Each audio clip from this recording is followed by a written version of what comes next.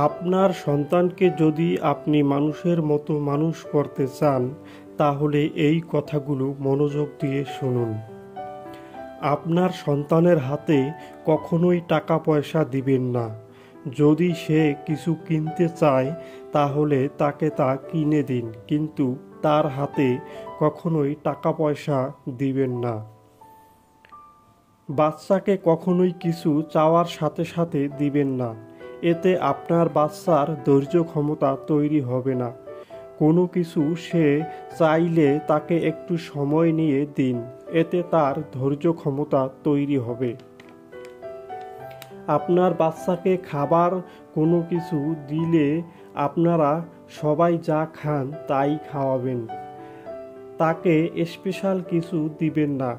যেমন আপনি যদি বাসায় মুরগি রান্না করেন, তাহলে তার জন্য স্পেশালভাবে মুরগির রানটা রাখবেন না।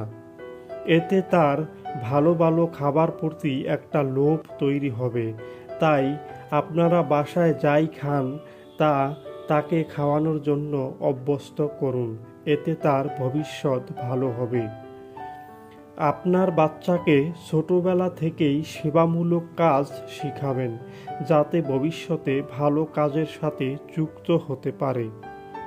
বাড়িতে অতিথি আসলে বাচ্চাদের অতিথিকে কিভাবে আপ্যায়ন করতে হয় এমনটা শিক্ষা দিবেন। এতে তার মানুষের প্রতি ভালোবাসা বৃদ্ধি পাবে।